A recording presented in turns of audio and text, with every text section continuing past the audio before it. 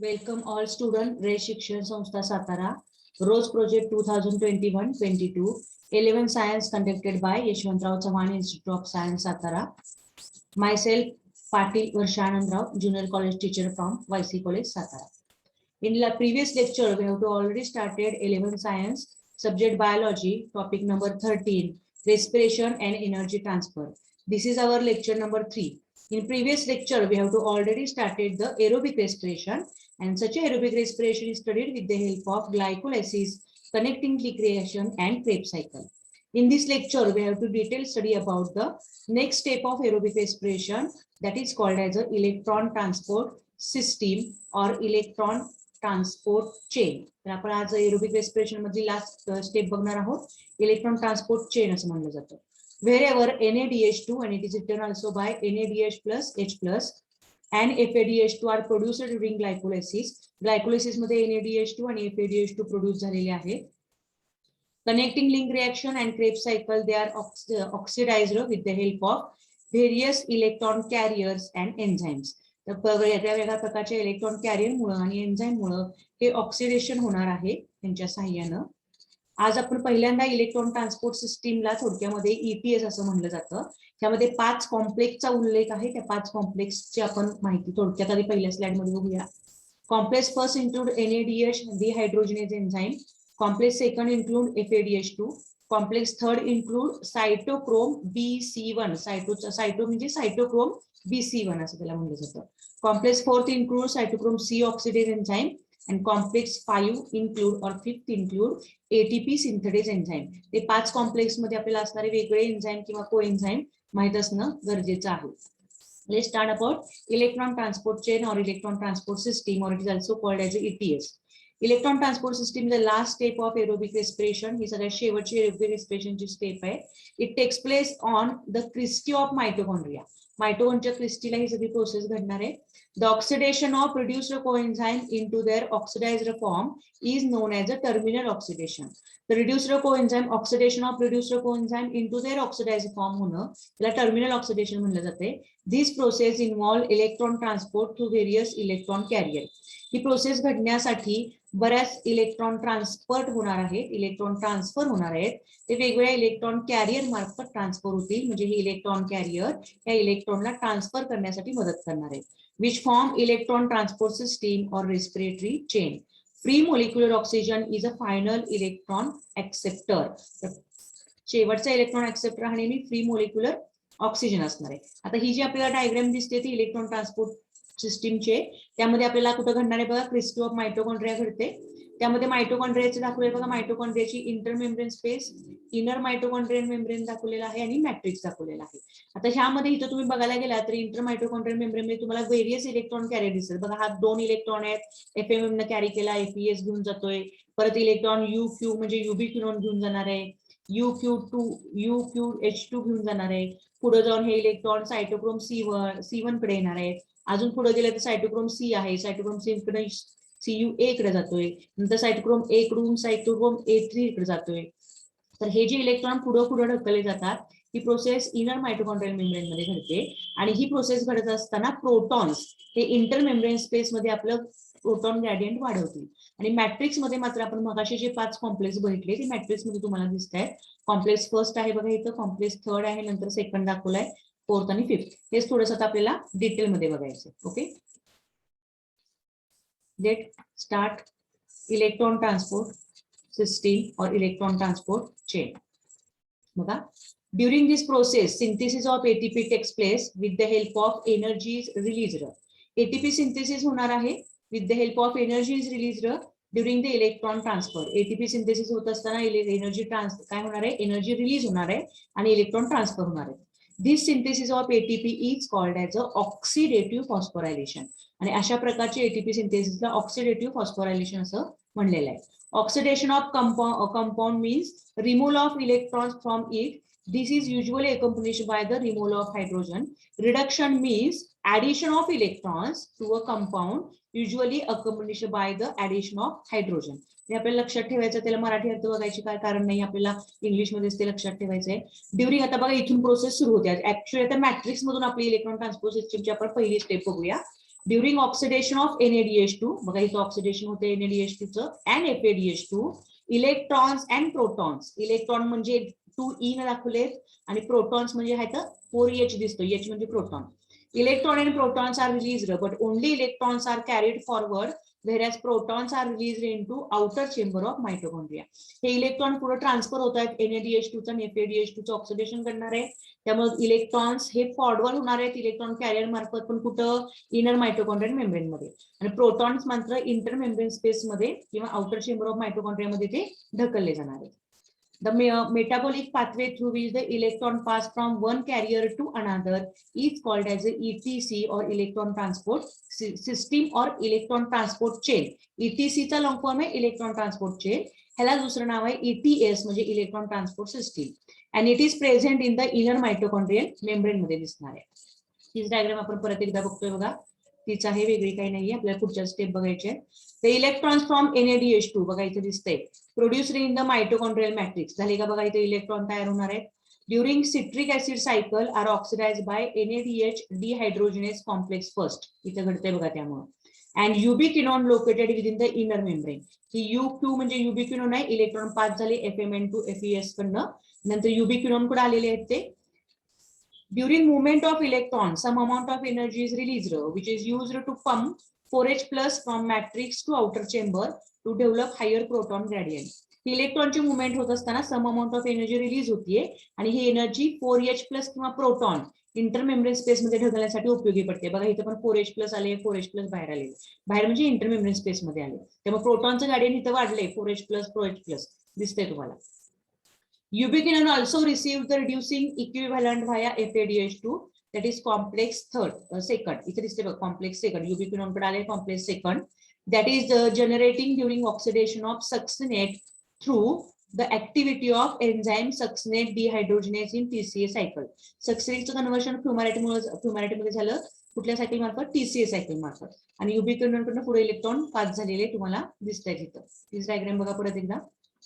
The reduced ubiquinone, आता हा ubiquinone reduce झालेला आहे, is then oxidized with the transfer of electron to cytochrome C via cytochrome BC1.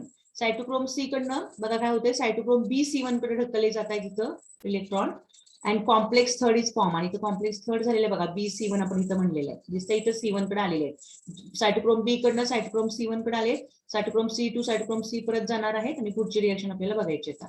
During the movement of electrons, some amount of energy is released, which is used to pump 4H plus from the matrix to outer chamber and to develop higher proton gradient. प्रत्येक वेळा electron transfer होत असताना काय घडलेलं आहे, proton कुठे inner membrane space मध्ये ढकलले गेलेले आहेत. कॉम्प्लेक्स आपण थर्ड पर्यंत आलो होतो आता, कॉम्प्लेक्स सेकंड बघितलंय. सायटोक्रोम C is a small protein attached to outer surface of the inner membrane and acts as a mobile carrier for transfer of electron from complex third to complex fourth. Cytochrome C हा protein attached असणार आहे outer सरफेसला, inner मेम्ब्रेनला, आणि हा mobile carrier का म्हणजे electron transfer करतोय, तो carry करतोय कॉम्प्लेक्स थर्ड कडून कॉम्प्लेक्स फोर्थ पर्यंत. Complex 4 to cytochrome C oxidase complex containing cytochrome A and A3. बघा cytochrome A to A3 कडे निघाले आहेत, and two copper centers like CuA इथे दिसते बघा, CuA and CuB. Electrons are transferred by this complex to the molecular oxygen. This is called as a terminal oxidation. ह्या सगळ्या process इथपर्यंत आलं की आपण टर्मिनल ऑक्सिडेशन असं म्हणतो. पुढे बघायचं आपल्याला. The reduced molecular oxygen reacts with proton. बघा आता इथं ऑक्सिजन आला, प्रोटॉन बरोबर ते रिॲक्ट झालेला आहे to form water molecule. 1/2 O2 plus 2H ला काय तयार झालं, H2O तयार झालं. It is called as a metabolic water. ह्याने या वॉटरला नाव दिले आपण मेटाबॉलिक वॉटर.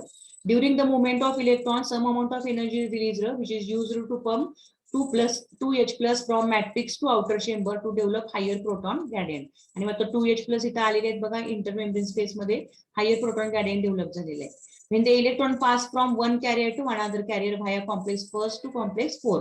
कॉम्प्लेक्स फर्स्ट कडनं कॉम्प्लेक्स फोर्थ पर्यंत इलेक्ट्रॉन ट्रान्सफर झाले. In the electron transport chain they are coupled to ATP synthetase. ATP synthetase enzyme इथं खूप महत्वाचं काम करतं. इथं दिसते बघा ATP सिंथेटेज एन्झाइम दिसते. फॉर द कॉम्प्लेक्स फिफ्थ म्हणलं गेले त्याला ATP सिंथेसिसला. For the production of ATP from ADP and inorganic phosphate. हा ATP सिंथेटेज एन्झाइम ADP म्हणजे ॲडेनोसिन डायफॉस्फेट आणि एक इनऑर्गॅनिक फॉस्फेट एकत्र येतात आणि तयार काय करतो, ATP. कोण? ATP synthetase enzyme. इथे झाले बघा शेवटी दिसते इलेक्ट्रोकेमिकल ग्रेडियंट तयार झालेला आहे. पुढे जाऊन आपल्याला बघायचं आहे the number of ATP molecule synthesised depend upon nature of electron donor. तर इलेक्ट्रॉन डोनरवर अवलंबून आहे की किती नंबरने एटीपी तयार होणार आहेत ते. Oxidation of 1 molecule of NADH2 gives rise to 3 molecules of ATP.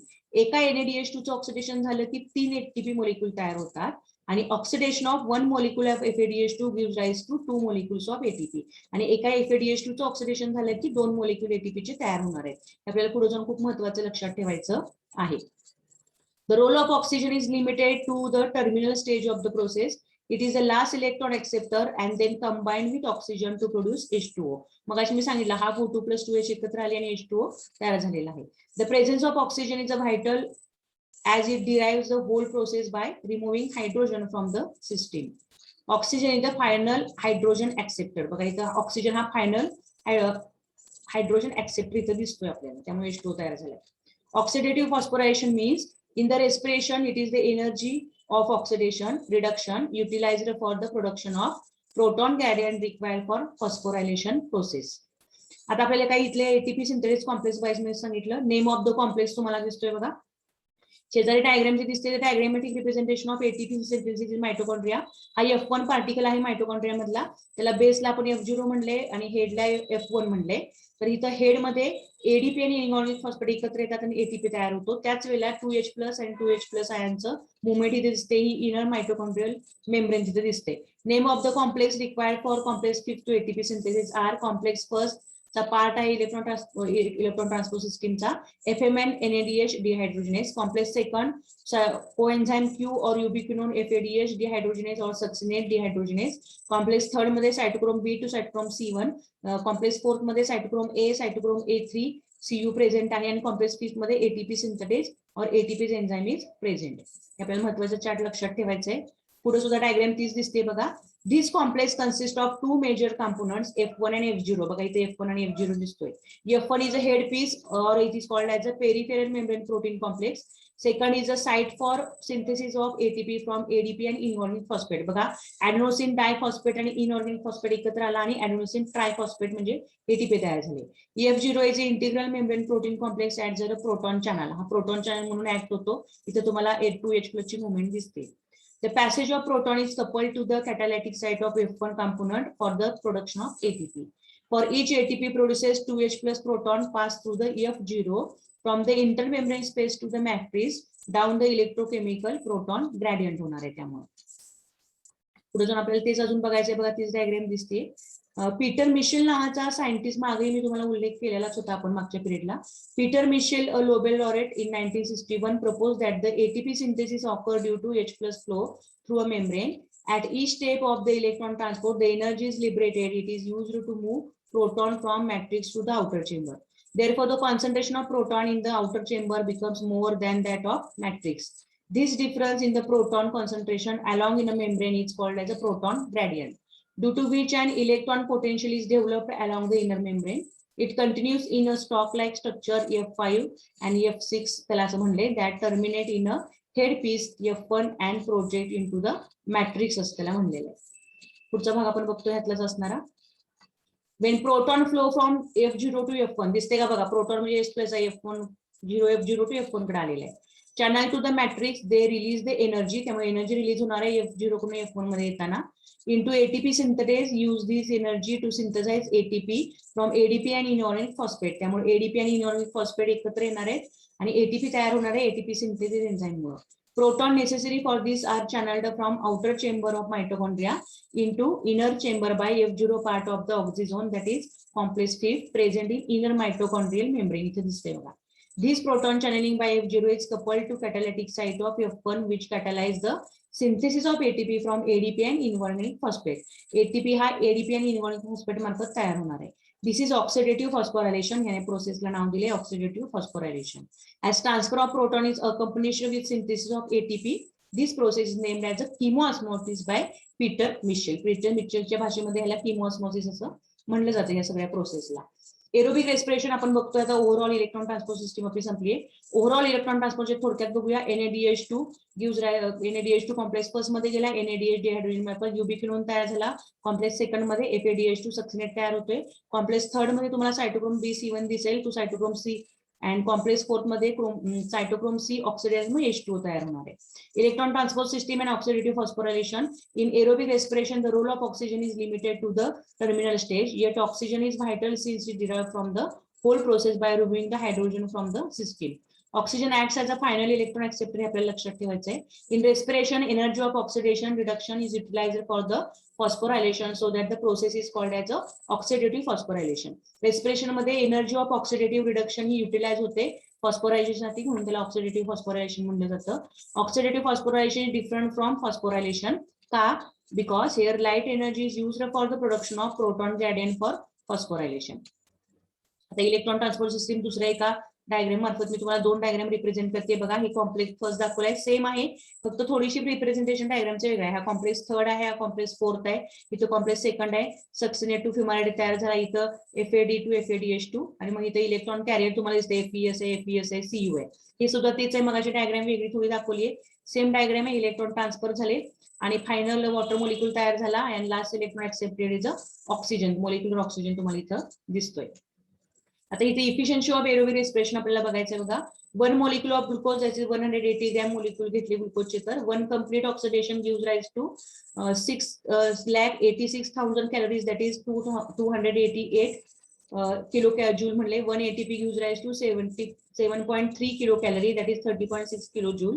Bye breakdown of 1 glucose molecule, एक ग्लुकोज मोलिक्यूल ब्रेकडाउन झाला की 38 ATP तयार होतात. 38 ATP गुणिले जर आपण इथे 7.3 केलं तर किती येतं? 277.4 किलो कॅलरी आलेला आहे. In anaerobic respiration out of 686 kilo calorie 277.4 kilo calorie are used in synthesis of 38 ATP. म्हणून इथे काय दिसते? 277.4 आपण भागिले 686 जर केलं इंटू 100 इज इक्वल टू 40 येतं. So efficiency is 40%. मागे जशी आपण बघितली. एटीपी बॅलन्स शीट बघायचं. एरोबिक रेस्पिरेशन ग्लायकोलिसिस मध्ये काय तयार होते बघा. ATP is formed by phosphorylation, by substrate level phosphorylation मध्ये 1,3 diphosphoglyceric acid to 3 PGA use to ATP. PEP म्हणजे phosphoenol pyruvic acid to pyruvic acid to ATP. Total 4 ATP तयार झाले. ATP किती यूज होतात? ग्लुकोज टू ग्लुकोज 6 फॉस्फेट पर्यंत 1 ATP use होईल आणि fructose 6 phosphate to fructose 1,6 diphosphate पर्यंत अजून एक ATP काय होईल? यूज होईल. त्यामुळे 4 2 गेले, राहिले net gain 2 ATP. Krebs cycle मध्ये ATP form by the substrate level phosphorylation, succinyl coenzyme to succinate 2 ATP तयार झाले. टर्मिनल ऑक्सिडेशन मध्ये किंवा इलेक्ट्रॉन ट्रान्सपोर्ट सिस्टीम मध्ये फ्रॉम NADH2 10 NADH2 तयार झाले आणि 3 ATP मोलिक्यूल 30 ATP तयार झाले. From FADH2 to FADH2 into 2 ATP 4 ATP तयार, टोटल 34 ATP तयार झाले. टोटल ATP फॉर्म 4 + 2 + 34 40 ATP आहे आणि total ATP used that is 2 ATP molecules इथं युज झालेले तुम्हाला दिसत आहेत. नेट गेन किती आला? 38 ATP आला. आता मसलच्या बाबतीत एक वाक्य बघायचं. In muscle cell glycogen is used as a respiratory substrate. Glycogen is converted into glucose 6 phosphate. हे भाग आपल्याला बघायचा आहे. ग्लुकोज 6 फॉस्फेट मध्ये त्याचं रूपांतर होणार आहे. So net gain will be 39 ATP. हे फक्त ह्याच्या बाबतीतच आहे, मसलच्या बाबतीत आपण बघतोय. बाकी इथं सगळं तुम्हाला वेगळं दिसते. ओके, देन नेक्स्ट बघा, पुढचा एक भाग आपण बघणार आहे. जसं मी तुम्हाला आता सांगितलं तसं बॅलन्स शीट एक बघायची आपल्याला. बॅलन्स शीट कशाच्या आता इथे दिसते? सगळ्यात महत्वाचं balance sheet for ATP by aerobic oxidation of 1 glucose molecule. एका ग्लुकोज मोलिक्यूलचं ऑक्सिडेशन झालं तर काय दिसतंय? स्टेप ऑफ रेस्पिरेशन आहेत बघा. त्यामध्ये ग्लायकोलिसिस आहे, पायरुव्हेट टू ऍसिटिल कोएन्झाइम आहे आणि क्रेब्स सायकल आहे. ग्लायकोलिसिस मध्ये कन्झम्पशन मध्ये 2 दिसत आहेत. सबस्ट्रेट लेवल फॉस्फोरायलेशनला किती आले? 4. ऑक्सिडेटिव्ह फॉस्फोरायलेशन मध्ये NADH2 आहे, त्यामध्ये 2 × 3 × 6 आले. FADH2 मध्ये काहीच नाही. टोटल 6 आहे. टोटल जर 6 + 4 केलं तर 10 आले आणि नेट बेनिफिट 2 वापरले जातात म्हणून 8 ATP आले. पायरुव्हेट ऍसिटिल कोएन्झाइम कन्झम्पशन काहीच नाहीये. सबस्ट्रेट लेवल फॉस्फोरायलेशनला काही नाही ATP. मात्र NADH2 कडनं 2 × 3 6 झाले. FADH कडनं काही नाही. टोटल 6 आहे. टोटल बेनिफिट सुद्धा 6 ATPच आहे. क्रेब्स सायकल मध्ये कन्झम्पशन काहीच नाही, मात्र सबस्ट्रेट लेवलला 2 तयार झाले ATP. NADH2 ऑक्सिडेटिव्ह फॉस्फोरायलेशन मध्ये 6 × 3 = 18 18 ATP आहे. FADH2 मध्ये 2 × 2 4 ATP आणि टोटल आहेत 22. टोटल 24 आहे, तर नेट बेनिफिट 24 आहे. टोटल जर केली 2 + 6 इथं आहेत 30 + 40 34 आणि 40 आहेत आणि 2 वापरले गेले म्हणून 38 ATP इथं तयार होतात. एरोबिक रेस्पिरेशन मध्ये आपण बघतोय. Significance of electron transport system आपल्याला आता बघायचं आहे. First significance of electron transport is the electron transport system और terminal oxidation generate major amount of energy in the form of ATP molecules. 34 ATP molecules out of total 38 ATP molecules are produced through ETS. 38 पैकी 34 ATP electron transport system मुळे तयार होत आहे. Second significance, it regenerates the oxidized coenzymes such as NAD plus and FAD plus from their reduced form NADH2 and FADH2 for recycling. हे regenerate होत आहेत oxidized coenzymes. Third significance, it also produce water molecule. Water molecule तयार होतोय हे तुम्हाला माहितच आहे. Fourth significance, it release energy in a stepwise manner to prevent damage of cell. Release energy he stepwise manner न produce होते, त्यामुळं prevent होतं, डॅमेज होत नाही सेलचं. एनर्जी अगदी सगळी एकदमच रिलीज झाली तर सेलचं डॅमेज होऊ शकतं. त्यामुळे त्या सेलचं डॅमेज थांबवण्यासाठी, प्रिव्हेंट होण्यासाठी एनर्जी ही स्टेपवाइज मॅनरनं रिलीज होणार आहे. पुढचं सिग्निफिकन्स बघायचं इलेक्ट्रॉन ट्रान्सपोर्ट सिस्टीमचा. तर हे आता बघितलं आपण 38 ATP. परत रिमेंबर व्हावं म्हणून मी परत दाखवते तुम्हाला. हे सगळं लक्षात ठेवा. कोएन्झाइमची नावं किंवा वॉटर मोलिक्यूल कसं प्रोड्यूस झालं, एनर्जी स्टेपवाइज कशी झाली म्हणून मी तुम्हाला दोनदा दाखवले. This is a summary of aerobic respiration. तर ही सेल दाखवली आहे, सेलचा सायटोप्लाझम आहे. Glucose is converted into pyruvic acid by glycolysis. Then amino acid and fatty acids are also produced. Pyruvic acid and fatty acids enter in the mitochondria. In pyruvic acid is converted into acetyl coenzyme A in the mitochondria. Then matrix display, Krebs cycle is operated. During Krebs cycle, FADH2 and NADH2 and FADH2 is formed, CO2 is released. Such a FADH2 and NADH2 used in electron transport system. आणि इथे तुम्हाला outer chamber ला दिसतंय.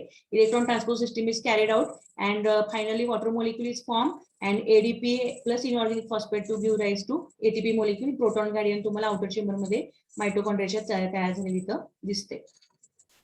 अजून see diagram summary aerobic respiration अजून तुम्हाला detail बघायची असते. तिथे सायटोसोल आहे, इलेक्ट्रॉन शटल स्पॅन मेम्ब्रेन मध्ये 2 NADH आहे किंवा 2 FADH2 म्हणलं जातं. माइटोकॉन्ड्रिया आहे. 2 NADH2 ग्लायकोलिसिस मध्ये ग्लुकोज टू 2 मोलिक्युल्स पायरुवेट तयार झाल्यामुळे 2 ATP तयार झाले सबस्ट्रेट लेवल फॉस्फोरायलेशन मध्ये. तिसरी रिएक्शन पुढे जाऊन ऍसिटिल कोएन्झाइम सिट्रिक ऍसिडला जोडते, त्यामुळे 2 NADH तयार होतात. 6 NADH तयार झालेले आहेत. त्याचबरोबर 2 FADH2 oxidative phosphorylation electron transport chain होतं, किमोऑस्मोसिस होतं. सिट्रिक ऍसिड सायकल मध्ये 2 ATP तयार झाले सबस्ट्रेट लेवल फॉस्फोरायलेशनला आणि किमोऑस्मोसिस मार्फत इथं 32 और 34 ATP म्हणले by oxidative phosphorylation depending on which shuttle transport electron from NADH in cytoplasm. Maximum per glucose molecule 38 ATP molecules are produced. हे तुम्हाला तिथे दिसते. एरोबिक रेस्पिरेशन काही एक्सपेरिमेंट आपल्याला बघायचे, एरोबिक रेस्पिरेशन प्रूव्ह केलेले तुम्ही 10वी पर्यंत बघितलेलेच आहेत. ते एक्सपेरिमेंट बघूया. Aerobic respiration can be demonstrated by 2 simple experiment. 2 experiment आपल्याला बघायचे आहेत. Try this. Aerobic respiration can be demonstrated by 2 simple experiment. पहिला एक्सपेरिमेंट बघतो. A pinch of dry beakers is suspended in water or a few ml of yeast suspension used in a beaker is added to about 10 ml of 10% glucose solution in a test tube A. आपण काय करायचं, pinch of dry beaker मध्ये ईस्टची powder टाकायचे आणि ते suspension तयार करायचंय.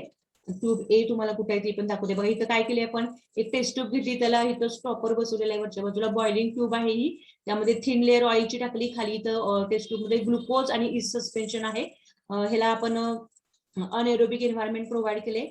आता तुम्हाला काय होणार आहे, इथं तुम्हाला वर्म केली टेस्ट ट्यूब, तुम्ही बॉईल होणार आहे सगळं. वर तर थिन लेअर आहे ऑइलची.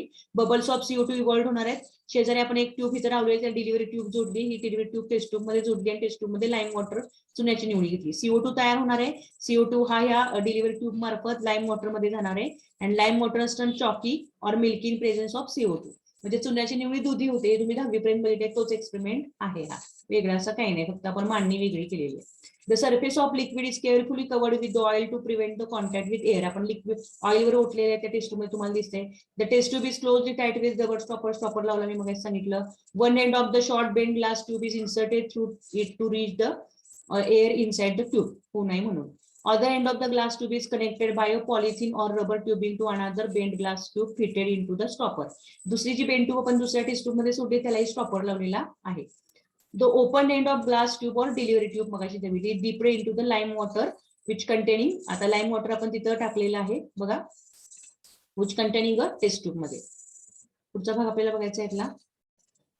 The stoppers of both the tubes are fitted tightly. दोन्ही ट्यूबचे स्टॉपर फिट करायचे to prevent the leakage of gas आत जाऊ नये म्हणून.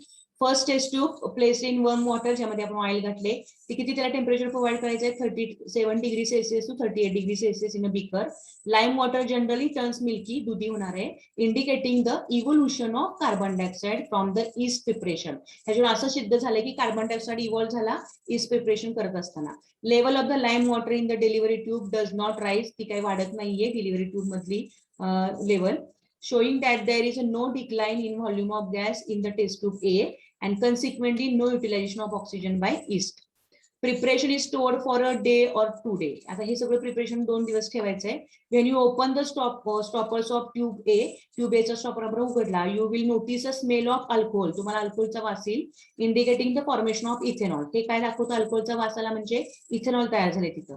For this activity, it may be inferred that the yeast respire anaerobically. अजून आपल्याला असं कळतं की yeast anaerobic respiration केलंय to ferment glucose to ethanol, आणि फर्मेंटेशन होऊन ग्लुकोज टू इथेनॉल तयार झालेला आहे अँड कार्बन डायऑक्साईड सुद्धा तयार झालेला आहे. हे आपल्याला त्याच्या स्मेल मधनं कळणार आहे. तर असं साधा सोपा एक्सपेरिमेंट तुम्ही 10वी पर्यंत सुद्धा केलेला असणार आहे. अगदी सोपा एक्सपेरिमेंट आपला होता हा. पुढचा बघतोय आपण दुसरा एक्सपेरिमेंटल प्रूफ देतोय आपण सगळे इथं. अनएरोबिक रेस्पिरेशन सुद्धा बघितलं. दुसरा एक्सपेरिमेंट बघतोय seed coat of a few germinating seeds, that is pea bean. तर सीड कोड बघायचे आहेत. मग ते पी म्हणजे वाटाणा, बीन म्हणजे तुम्हाला माहिती आहे घेवड्याचा, आर रिमूड. तर सीड कोड ह्या दोन्हीपैकी एकाचा घ्यायचा. पी घ्या किंवा बीन्स घ्या, त्याचे सीड कोड काढून टाका. Seeds are then put in a test tube filled with mercury. हे सीड मर्क्युरी असणाऱ्या टेस्ट ट्यूब मध्ये ठेवायचे. After closing the test tube with the thumb लावायचा आणि टेस्ट ट्यूब उलटी करायची. It is vertically inverted in a tube of mercury and the thumb is carefully removed. मग अंगठा काढून घ्यायचा आहे. Being lighter than mercury, the seeds rise to the closer upper end of the test tube.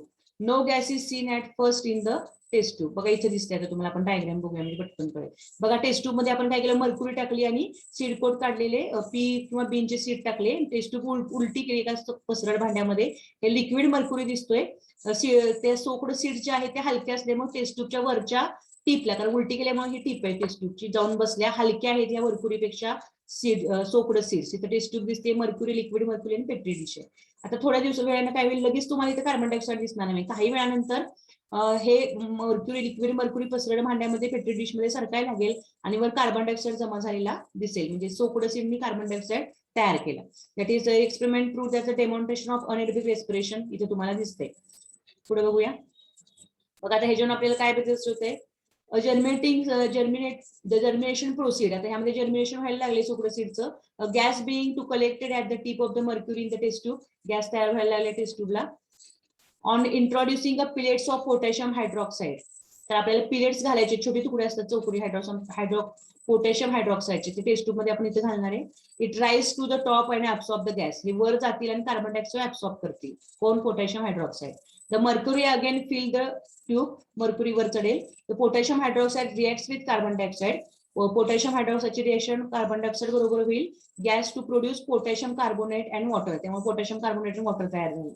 The gas therefore disappear, eventually germinating seed produce carbon dioxide by anaerobic respiration in absence of oxygen. म्हणजे germinating Sydney carbon dioxide तयार केला anaerobic respiration मार्फत, oxygen नसताना, in the mercury column मध्ये. हे आपल्याला इथं prove होते. युटिलिटी ऑफ स्टेपवाइज ऑक्सिडेशन हे भाग बघायचा आहे. You have noted that the both anaerobic and aerobic respiration are conducted in many steps. You may wonder that could be utility of the metabolic pathway with so many steps. खूप step आहे त्यामध्ये. Such a stepwise metabolism serves several purpose. पहिला purpose आहे ह्याचा, stepwise release of chemical bond energy facilitate the utilization of a relatively higher proportion of that energy in ATP synthesis. Second आहे, activity of enzyme for the different step may be enhanced or inhibited by specific compound. This provides a means of controlling the rate of pathway and the energy output according to need of the cell. Third आहे, the same pathway may be utilized for forming intermediates used in the synthesis of other biomolecules like amino acids. आपल्याला दिसणार आहे त्यात utility आपण म्हणतोय. शेवटचा भाग आपण या चॅप्टरचा बघतोय, रेस्पिरेटरी क्वोशंट किंवा त्याला थोडक्यामध्ये आरक्यू म्हणलं जातं. What is respiratory quotient? Definition बघूया. The ratio of volume of CO2 released to the volume of O2 consumed in respiration is called as a respiratory quotient. The ratio of volume म्हणजे काय? CO2 release होणारा volume आणि O2 consume होणारा. It depends on the type of respiratory substrate. हा respiratory quotient कुठल्या प्रकारचा respiratory substrate वापरला गेला त्याच्यावर अवलंबून आहे. पहिला बघूया आता. When carbohydrates are use as a respiratory substrate. आपण कार्बोहायड्रेट जर वापरला respiratory substrate and are completely oxidised. Carbohydrate हा कम्प्लिटली ऑक्सिडाइज होणार आहे. Therefore RQ of carbohydrate is 1 because volume of CO2 released is equal to volume of O2 consumed. So it is equal. That is CO2 जेवढा release होणार तेवढाच O2 काय होणार आहे? Consume होणार आहे. म्हणून कार्बोहायड्रेटचा RQ किती आला? 1 आला. Second, when fat or proteins are used as a substrate, RQ is less than 1. Fat किंवा प्रोटीन जर रेस्पिरेटरी सबस्ट्रेट असेल तर त्याचा RQ लेस दॅन 1 असतो. का? As volume of CO2 release volume जेवढा आहे CO2 चा रिलीज झाला, volume of CO2 release is always less than volume of O2 कंझ्युम्ड. CO2 जेवढा रिलीज होणार आहे त्याच्या बघा, CO2 release is always less than volume of O2 कंझ्युम्ड. CO2 लेस आहे O2 च्या कंझम्पशन पेक्षा, म्हणून फॅट आणि प्रोटीनचा रेस्पिरेटरी क्वोशंट किती येणार आहे, लेस दॅन 1 येणार आहे. पुढे जाऊन आपण ते इक्वेशन सुद्धा बघणार आहे. बघा कसं येते ते बघायला पाहिजे आपल्याला, त्याशिवाय लक्षात राहणार नाहीये. बघा respiratory quotient mostly for fat RQ is 0.7 and for protein it is about 0.9. In case of anaerobic respiration, RQ is always infinity का, as CO2 is evolved without taking O2. Anaerobic respiration मध्ये CO2 evolved होतो पण oxygen taking होत नाही, म्हणून तिथे infinity आहे. हेच आपल्याला थोडंसं मी तुम्हाला काही चार्ट दाखवते बघा.